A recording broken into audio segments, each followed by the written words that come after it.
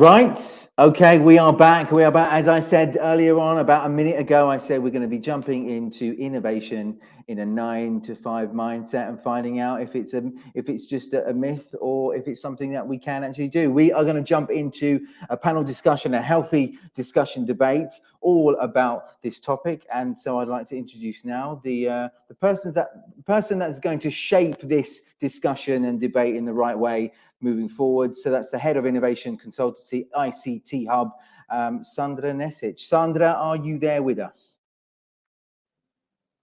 Hello, Peter. Hello, Sandra. How are you? Great to be here. How are you? Lovely. Doing really well. How's it been so far? So far, what you've seen of today's sessions? Any highlights so far?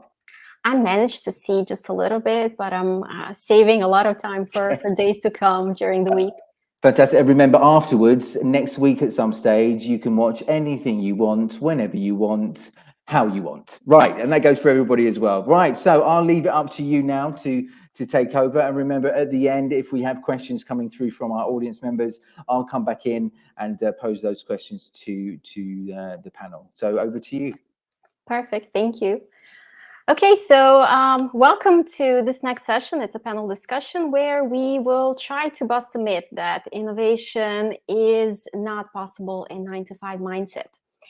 So innovation, as you probably heard during the day, is this huge and very popular word. And today it appears to be the only thing that can help our companies achieve business goals and help us grow.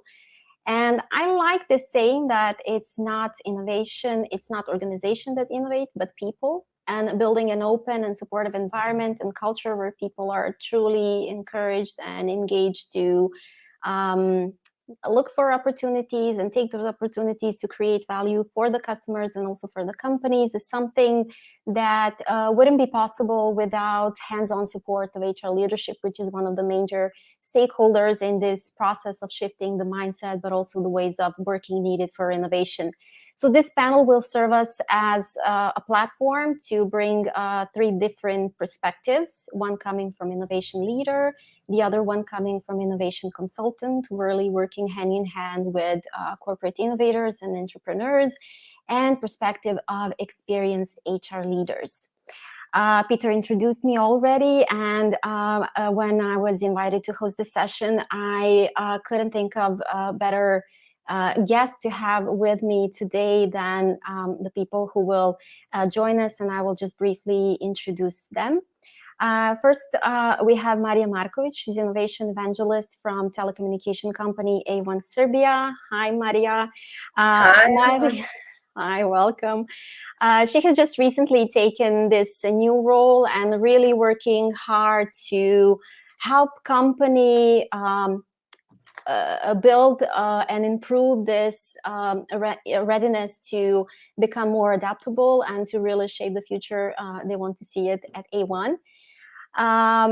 Second, we have Afonso Rebelo de Sousa. He's today in the role of innovation consultant, venture builder, himself an entrepreneur, and someone who has this huge experience working for corporates and with corporates to create this new engines of growth called corporate startups. Afonso, thank you so much and welcome. Delighted and honored. Thank you. Next, we're bringing HR people on board, and first is Jelena Šribar. She's Human Resource Director at Mercator S. After years and years of experience working throughout different industries, mostly big multinationals throughout the region of Southeast Europe and Central East Europe, she's today leading people agenda in Mercator S as the 5th largest company in Serbia. Jelena is joining us. And last but not least, Milica Jovic. People and Culture Director at Southeast Europe at Philip Morris International. I know Milica for several years now. I knew her from the position of Chief HR Officer at Nelt, and before that she worked many years as management consultant at McKinsey, and today she's actually supporting transformation of business in the Southeast Europe region at Philip Morris International toward that smoke-free future and the vision of that future. Milice, welcome. Hi, everyone. Happy to have you with us. Thank you. And thank you all for taking this invitation and taking your time to be with us today. And I mentioned the word innovation already several times. So just to get this common language and maybe a basic understanding of what is actually innovation for all of us, and why is innovation so important for our companies, or Afonso, in your case, maybe the companies you're currently working with. I would like to start a quick round of these questions for all of you. So maybe, Maria, we can start from you. Yeah, sure. So regarding innovation, how I see it is all those things, steps, activities that a person or an organization is doing in order to stay in the game or to stay alive. So from some theoretical parts, there are three types, like core, the one that is close to your business, like adding another blade on a razor or additional camera on your iPhone. Or adjacent, like moving from selling books on Amazon to selling whatever, then to providing full ecosystem for anyone from the world to sell anything. Or fully transformative, like that same Amazon, who is starting to tackle the way we will live in 2050, 2060. And I believe that most of our core activities every day that we are doing differently than yesterday are actually innovations, but we're just not always aware of it. Thank you, Maria. Afonso, maybe yours? Sure. Well, thank you for the warm intro, and I'm delighted to be with these fellow panelists. So I come from the other angle, right? I go into the companies, and we're going to innovate something. And like me, there are many service providers, the ones that are helping internal core problems. There are ones which are looking for new ways, new revenue models for core products. And there is new business models. I work most of my time in new business models. And the reason why I say innovation is so important is twofold. First of all, it's in the annual report.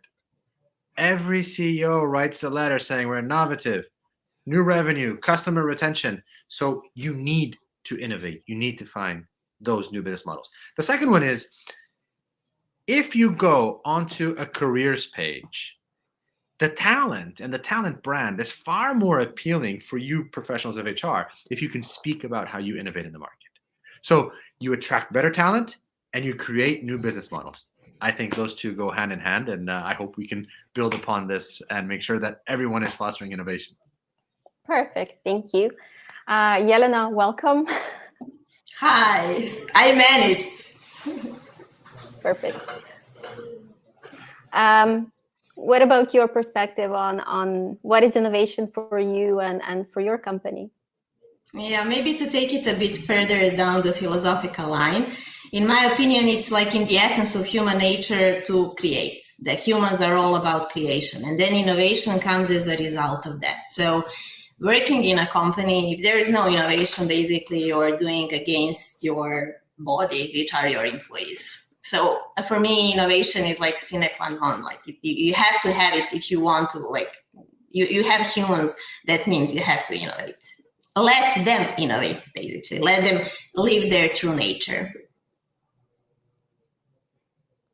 Thank you. And Milice. Yeah, building on what everyone else said before me. Personally, I see innovation as a process in which creativity becomes a reality.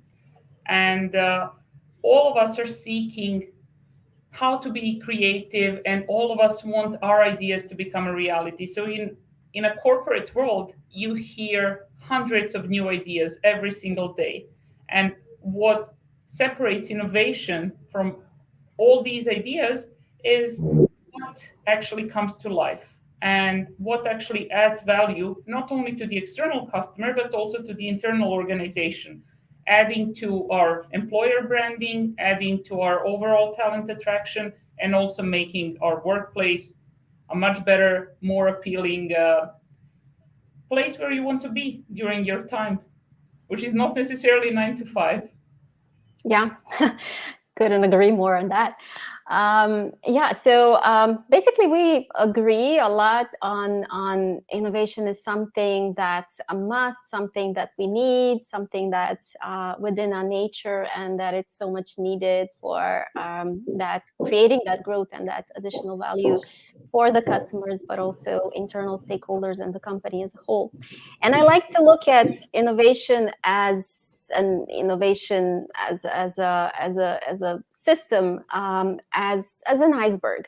So we see some of the things actually on the top, and most of the times just as a small part of that, how the value is created and what kind of value we are creating. But a lot more is happening underneath the water, and what's basically invisible to the world outside the organization and that very specific market.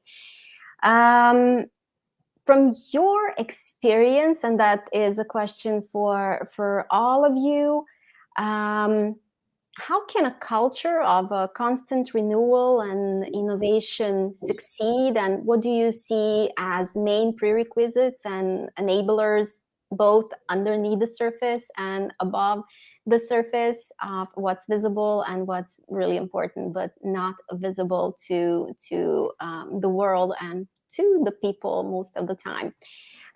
Maybe we can start now with Jelena. I don't know if you would like to take that one first. Why not? So I guess on this we can speak in a relatively theoretical terms, like there needs to be a mindset which enables people to think openly, to challenge what they see, or we may say you need to have at the level of the decision makers at the top of the company consensus that we want to go in a certain direction.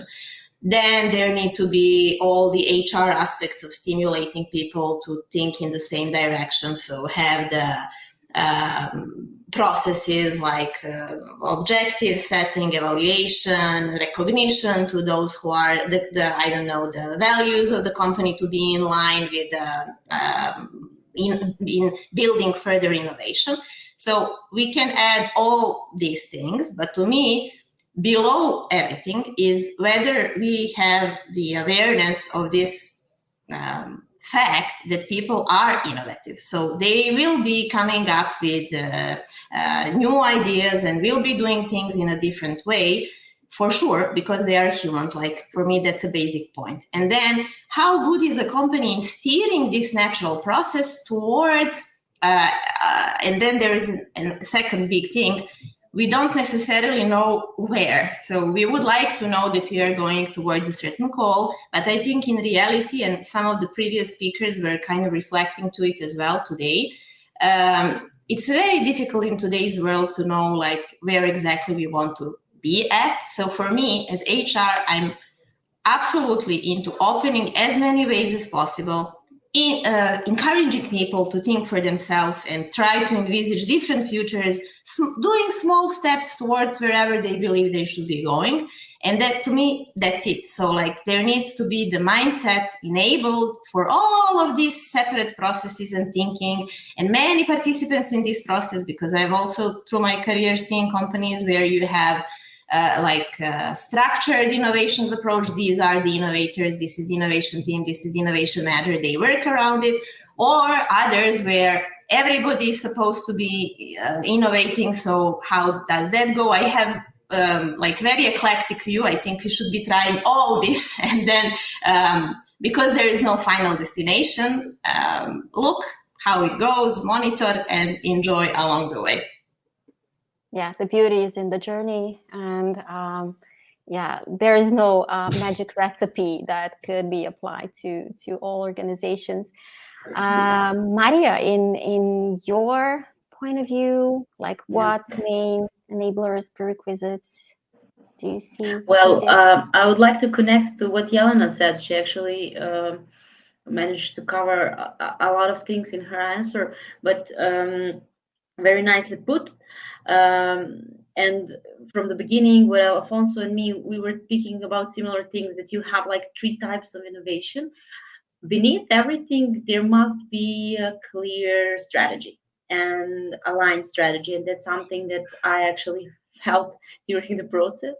And if you have a clear strategy on a company level, you will have some space for all 3 types of innovation to actually work together.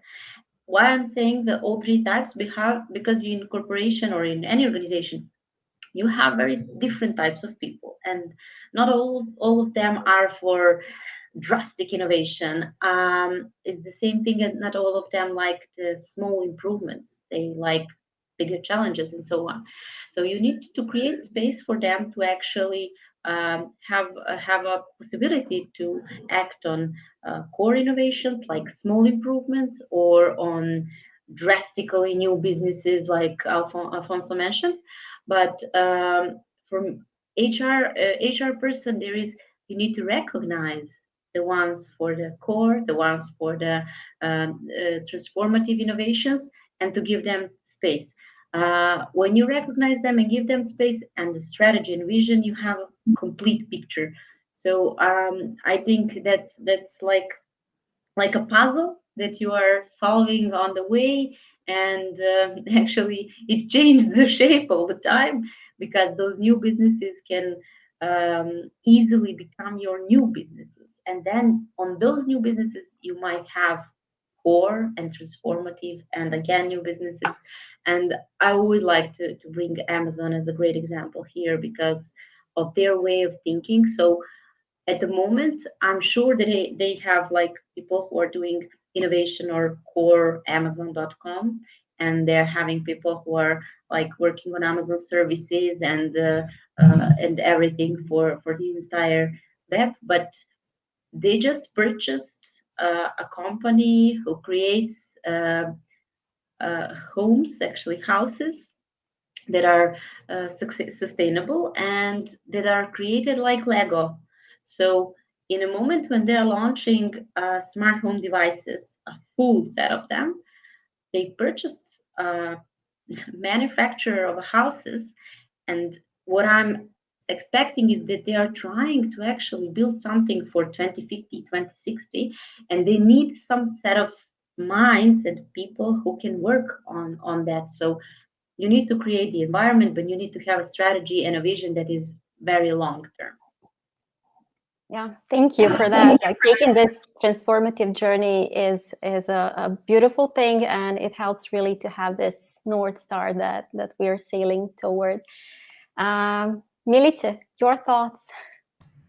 Yes. So first of all, I think innovation doesn't work on demand, and it also does not happen overnight. So culture change is a definite prerequisite when we talk about innovation at scale, especially in large companies, because quite often in smaller companies, people get connected around an idea and they're all passionate about it.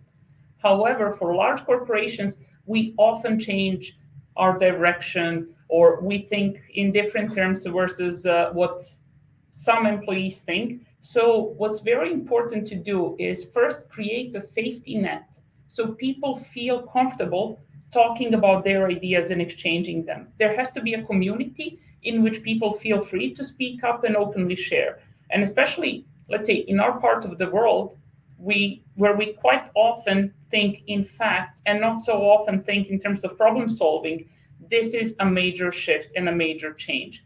You have to teach people how to be comfortable when they challenge status quo and when they challenge things that they're not 100% knowledgeable about. When that happens, we cannot also expect the whole organization to innovate. I mean, the whole organization is taken for a journey. And there are people who are innovation champions who basically generate these new ideas that get implemented. Not all of the ideas get successful, but those that do, they are success cases that we talk about. And finally, what I think must happen, I have seen recently quite often pressure on the whole organization to generate new ideas. You must come up with 5, 10 new ideas every single year. I think innovation doesn't come from that. Creating pressure and creating KPIs attached to it doesn't give us the innovation that we want. So, in my opinion, in order to reach this elusive holy grail that innovation is, we really need to start by shifting our culture, by shifting how we as individuals think, and basically to start thinking in baby steps. Because for sure, the first thing we come up with will not be a radical, dramatic shift in how the world works today. So that's it. Thank you. Thank you. And our final perspective on this, and I can't wait to hear that one, comes from Afonso, who's pretty much in the trenches on this. Yeah, no, but it's funny because this is all true, everything. So Yelena touched on something extremely important, which is mindset. Maria, strategy. Milica on governance and having the culture. All of this, yes, we need under the iceberg. We need that. Maybe we can add also what role of political agendas, how close to the core do we need to be, but that's all part of the governance. The problem is it's a little bit chicken and egg. If we don't have innovative programs happening in the company today, of course we're not going to have a governance. Of course we're not going to have a culture. So who is the sponsor, the person who's able to say, I'm going to take this employee and give them this task for a certain amount of time? HR needs to allow it to start building those proof points. I say that because, just for background, I worked in corporate companies for 15 and a half years to then move to startups, to then think, wait a minute, I want this middle thing. I want to disrupt from the inside out. I want to help employees be the owners of this because that's who I was. And I've already been in the situation of a company where we don't have a governance yet. We don't have a culture yet, but we say we do. So let's do the chicken and egg, which means let's give a certain team a task. And if it performs well, we would then build the governance around it. We would then build the culture, the strategy, the mindset around it to then keep growing the footprint of innovations. So on the bottom, we need all of that you said, but it's very hard to get there. On the top, just a few details because they haven't been mentioned, but I know everyone could, is people who want to innovate, they want to have a certain independence. They want to be accountable. And this is where HR is so crucial for assuring these people, okay, it's a mission. That mission cannot be a weekend with Post-its, has to be something more systematic that can bring value because, as mentioned by Milica, it doesn't happen overnight. But these individuals need independence. And of course, they need a soft guideline of what not to break. Don't go out there and create new IT stacks. Don't go out there and promote anything to customers with our brand. Little guidance is there. But again, if your company is not with the mindset, the strategy, the culture, the governance today, they need a mission first. If they are, how can we create around that the playbook so it can become systematic and part of what your brand stands for? Thank you for that. I couldn't agree more that scaling innovation is very challenging, and to provide that psychological safety for teams and people to step out of their comfort zone, to take risks, to dare to fail and learn from that, and also to have leadership supporting all of that and providing them with trust and autonomy is not an easy task. And today we talk a lot about having that systematic approach to innovation. Some call it innovation operating model or innovation ecosystem.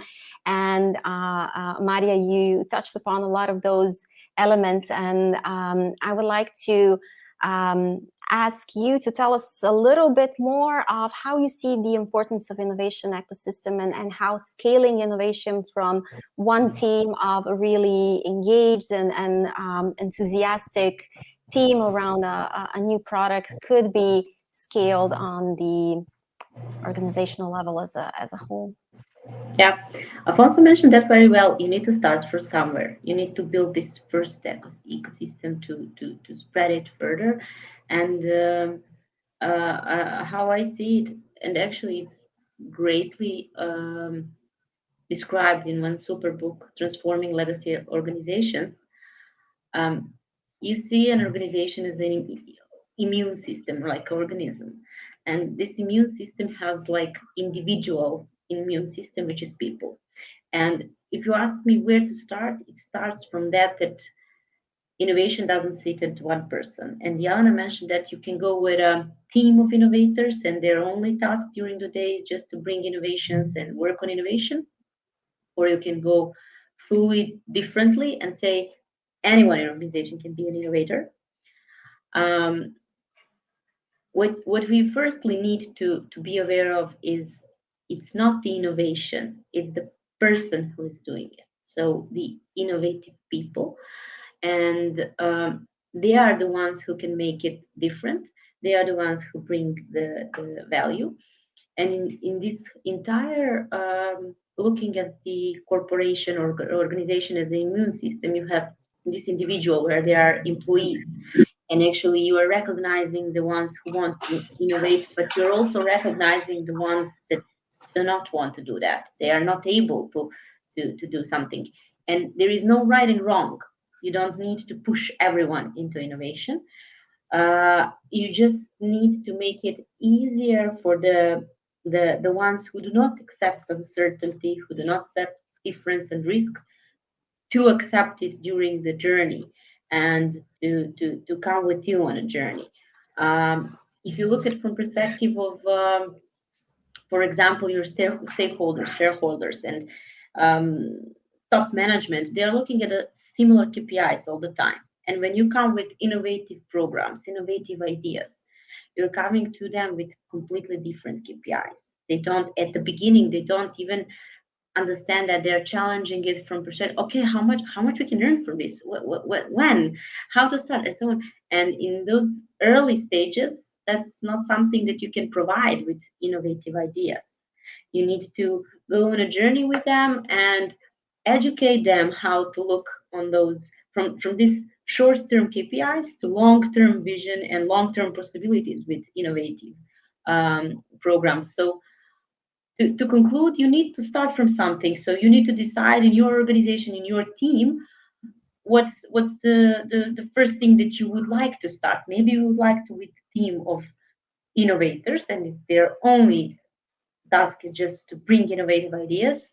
Personally, I think it's very hard for those people to actually go. I'm sitting 8 hours here and I need to create innovations all the time. How, when, where?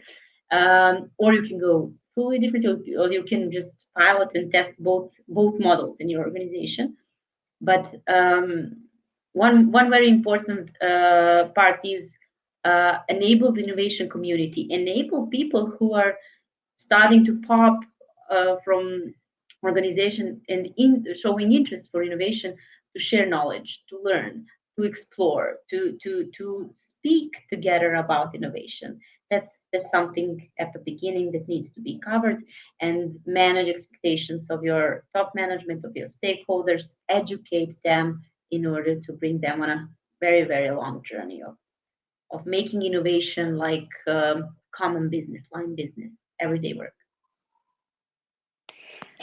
So true. I couldn't agree more that making it an opportunity for everyone, and enabling furthermore organization to learn from that and to gather that community of innovator is truly important, and to have it, most importantly, managed differently than what we do in day-to-day business. I'm now curious to bring our HR perspectives on their previous experiences and maybe some learnings from the failure. Why not? What was some good practices or something that you learned from a lot, how to empower and support these different components of the innovation ecosystem? And maybe Milica, we can start with you. Sure. So what I have seen in the past is that innovation comes from unexpected places. It quite often comes from people working at the shop floor, and it comes from people working as top executives. pretty much equally. So what needs to happen in order for innovation to stick is that we need to give people a bit of a playground and to carve out, as Alfonso said, to carve out a bit of the rules that we want to play by. So, for example, if somebody comes with an idea that they really want to implement, okay, let's try and pilot that. Let's pilot it on a smaller scale. If it works, let's expand and let's continue growing. And most recently, I mean, we have had a case where one of our finance experts was extremely passionate about data science, and he literally self-taught on how to become a data scientist. And he started with a model that was first limited to, let's say, one part of the country. Then he expanded to the whole market, and now he's expanding to the whole region. And the value he's adding to the business is tremendous. And now it's just a question mark on how we're going to continue scaling this up and how we're going to continue developing and growing his solution further. On the other hand, we have had, even myself personally, I had some ideas that I was so in love with that I was convinced this was going to be a game changer. And I went around the company saying, yes, I believe in this. This is going to work. This will change how employees interact and so on. And all of a sudden, we implement this in a pilot and it doesn't stick. It was very painful for me personally to give up on my idea, but it was the right thing to do. You need to create some sort of gates where you're going to measure whether you're successful enough to continue or whether it's time to refocus the energy on something else. Another thing that's extremely important when we speak about innovation, it's ensuring that people have space and time to think about other things which are not operational business. I mean, today in the modern world with so many communication channels happening in parallel, many of us are just swamped with managing communication, whether it's on Teams, whether it's via email, whether it's SMS, and many of us don't actually have time to think. And I remember way back, I read a very interesting article, I think it was Harvard Business Review, where one of the guys said, look, at least once a month, I take 2 working days where I'm completely off the grid and where I'm just thinking. I don't have to come up with anything, but I just carve out time for myself to think. And that's it. He's not reachable. He just crams new ideas, and some of them become successful and most of them fail. That's it. Thank you. Yeah, providing that time and not just resources and trainings and even good governance and process around innovation is really, really critical. Alfonso, you, as mentioned, are in this specific position where you come to an organization really looking forward to bring something that's truly transformative, radical. Can you just share a little bit around that process and what needs to be in place for you and your team to do that and execute on innovation, if I can say that? Sure. Well, the great thing is, the best thing that's already in place is that the corporate company has clients. Now, I say this because if you work in a startup, you have the opposite. You probably have the best product in the world. You probably are looking for customers, and it's very hard. I've worked in a startup where it's hard to crack that first customer, second customer. So the first responsibility of what I need is authorization to validate. I think it was mentioned here, and both by Maria, both by Melissa, which is it needs to fail fast if it has to fail, and it can actually fail at €0. Basically, if you have authorization and a way to request from customers, what problems do you have? What unmet needs do you have? What solutions can I provide with my synergies that will beat time to market? Then you will quickly find what you can build as your next innovation. So that's the way I work. My first point is to really understand customers today, what do they not have as met needs, so unmet needs, and how much could we sell something for, and what could that solution look like, so we can go back and build. So never build before you validate it with the customer, and that's what I do in terms of governance. of course, since you are in a corporate company, fortunately, you know that you can work 9 to 5, as the title of this or the initial theme of this panel was. You can have a quarterly KPI, and you can have that governance work for you quarterly, but you need to have a process in place where you validate fast, validate first, and that's what I work with. Then you build the pieces that you need to test. Then you build the model that could be a company, and then is it a company, is it a business department? Doesn't matter. You will define that as it goes. But so that is my governance, which is start with validating. And to the point, I mean, it's about taking time to think about other things. I also call Fridays blah, blah day. So everything which is not innovation, do, validate, try, learn, etc. Friday is where, what are we doing wrong? What do we need to brainstorm? What do we need to think about? Who do we need to talk to in the company that we can learn more from? So that's a little bit about the way I work, and trying to get from day 0 to day 90 after 3 months to here is, Mr. CEO or sponsor, a model of an unmet need of customers who are willing to buy this value proposition at an indicative price of XYZ. Can we move ahead? And then you move ahead more towards the business model building. And he says yes. Yelena, we heard about Blah Blah Fridays, about some great initiatives. What is your kind of recipe to kick off if there's any innovation within a company? For me, the prerequisite for everything is to, again, sorry to always go back to mindset. I mean, I'm a psychologist, so maybe that's why I see always that as the most important factor. So I've had a wonderful experience in totally different industries, companies of different sizes, where if we want to show how innovative we are, because I believe all companies are innovative, we have to start with our people understanding what innovation is for us. So understanding, like we were mentioning throughout this conversation, that sometimes it's a small improvement, sometimes it's something radical and totally going out. So people understand what it is. Then we set this psychological safety that you also mentioned.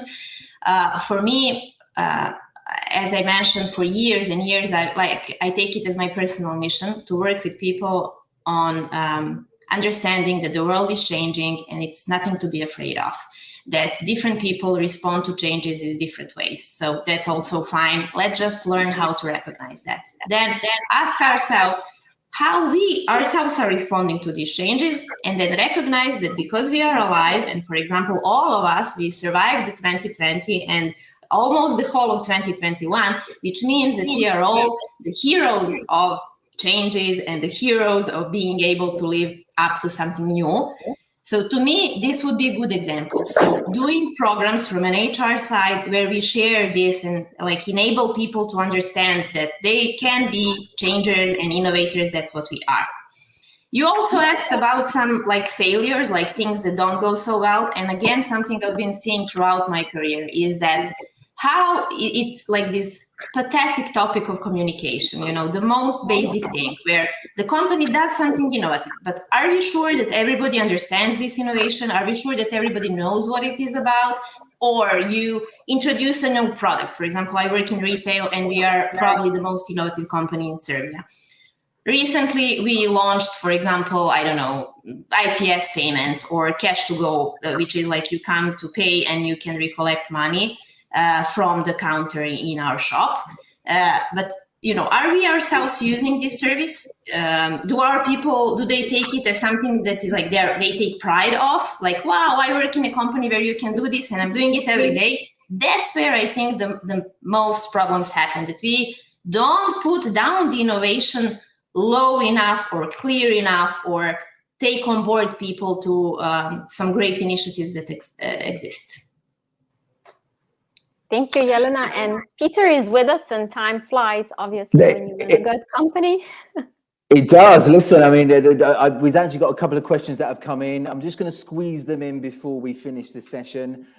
So this is all about, so we've been talking about 9 to 5, but this question is about the working week. So as we know, there are many companies looking towards or approaching the idea of a 4-day week. And then, so 4 working days and then 3 off.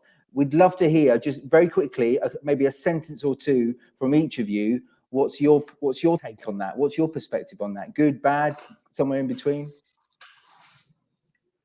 We're all in. So, No doubt. Yelena, you speak on behalf of everybody. If that's true, that's fantastic.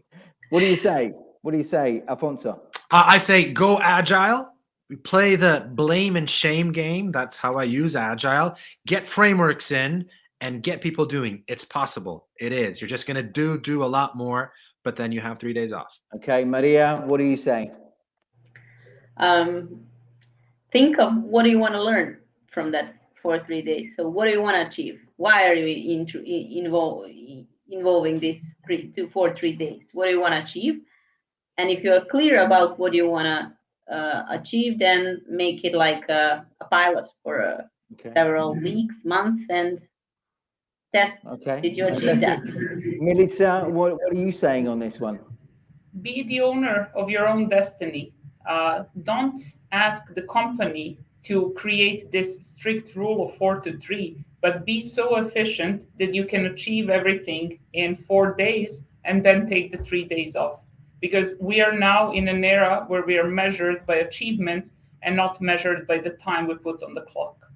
And Yelena, we know how you feel. You're definitely on board with this one. Absolutely. However, from being very much on board to being able to put it in practice, especially in an industry like mine it's like two different worlds. So for us, it's still wishful thinking. Okay, right. This is where we stop. This is where we come to an end of the panel discussion. Listen, it's been an intriguing session. Listen to all of you, and naturally moderated beautifully by Sandra as well. So all I have to say now is Maria, Alfonso, Yelena, Milica, and Sandra, thank you so much. Again, those of you that are listening to us, you're curious, you'd like to know more about some of or all of our panelists, and even Sandra as well, you can reach out to them over LinkedIn. Also the format, the virtual format we have here as well. All that leaves me to say is thank you so much, and hopefully we'll see you again. Thank you for your time. Thank you, Bye. Peter. Thank you, everyone. Thank you very much. everyone. Fantastic. Thank you. See you. Right. Guess what? We are now moving on to the second part of what we began in the morning, which is the networking session. Remember, this is your chance for you to have your voice, for you to share your opinions, your perspectives. There are 3 different options. You'll see on the on your screen a button which will give you 3 different options as to which networking session you'd like to go to. There's a host, a moderator that will lead that discussion and then invite you in to give your opinions as well. After that, naturally, we move on to the HR, a perfect time for the HR Expo session as well. It's not a session, it's basically time for you to explore, discover, feel curious, and maybe book a few appointments, meetings as well with some of the vendors also. Remember, we will be back here for the next session, next main session here on the main stage, and that's at 3:25. And again, you have an option of two options. It's expert talks. You choose one of the 2 options, and you'll be enlightened with that expert talk, I believe, for about 25 minutes. So see you back either with me or the other expert talk at 3:25.